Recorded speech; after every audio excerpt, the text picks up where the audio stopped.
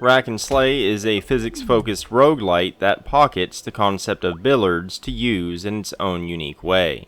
The core of Rack and Slay is quite simple. You have a limited number of shots in each level to eliminate the other balls. The catch is that the other billiard balls are monsters, and the levels are a hodgepodge of holes, obstacles, and hazards. Contrary to most roguelite games, the runs in Rack and Slay are pretty short, usually within a half an hour. That makes it easy to pick up and play, but you also have the option of continuing a run endlessly if you feel like keeping a high run going.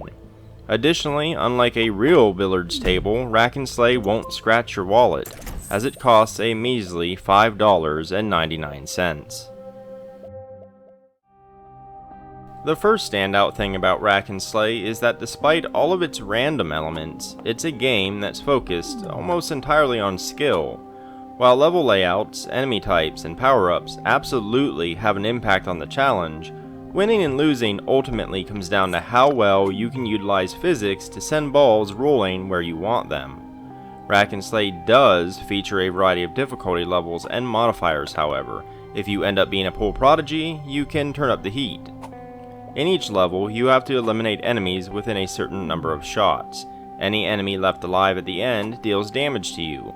You also lose health by running into various hazards or dumping yourself down a hole.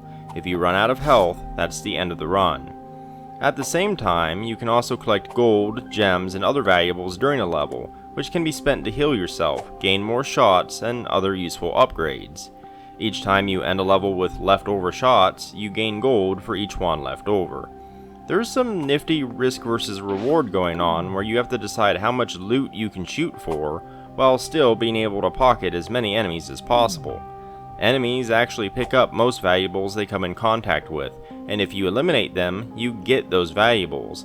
That can lead you to attempt some really cool but risky shots that feel awesome when you land them. The levels are randomized and often feature hazards such as spikes or traps, but you can also use those to your advantage by knocking enemies into them. The enemy balls can spawn with a variety of quirks too, such as ones that damage you on contact, heavy ones that are hard to move, or aggressive ones that launch themselves at you at the end of a turn. The enemy variety really adds to the game's strategic nature. For example, a balloon ball spawns another enemy if you knock them into a hole, but not if you eliminate them any other way. It forces you to be clever about the physics system and think about how best to use the enemies against each other, and that's great. Finally, the elusive 8-ball shows up as a boss on certain levels, and in addition to having one of several unique possible powers, they can't be killed until every other ball is gone. It's a pretty neat and flavorful nod to billiards that works great as a gameplay mechanic. No roguelite game would be complete without a variety of power-ups you can use to combo each game, and Rack and Slay is no exception. After each level, you choose from a random set of items that have various effects. You can get abilities that launch bombs after you shoot, others that allow you to break obstacles, or simpler ones that grant you additional shot power in certain circumstances. There are plenty of ways to combo them together, and they do make each run feel a little different. That said, a good chunk of the items just gives you additional ways to earn gold. Gold is incredibly important, but simply earning more isn't an interesting game mechanic, and is nowhere near as fun to use as power-ups such as bombs or the ability to shoot mini cue balls alongside you. I feel like a physics-based game like Rack and Slay has room for all sorts of fun powers, so it's a bit disappointing that many of them are incredibly tame.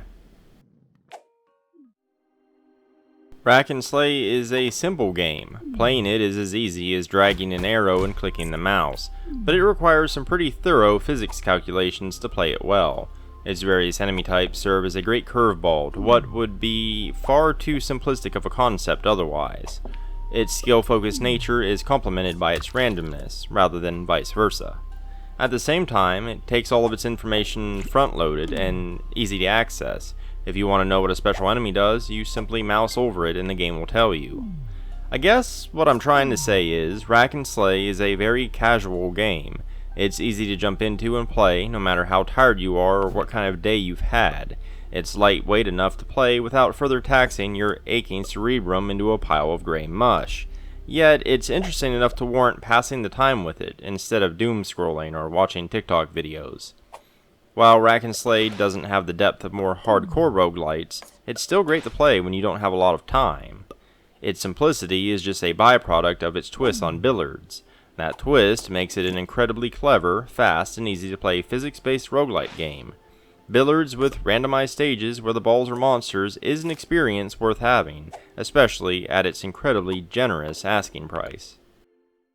If you enjoyed this video or found it informative, consider liking and subscribing. It really helps me out a great deal. I have also left links down in the description below, including to my website, where you can find the bulk of my written content, but also to my Ko-fi, Patreon, social media, and more. But in any case, thanks for watching, and until next time.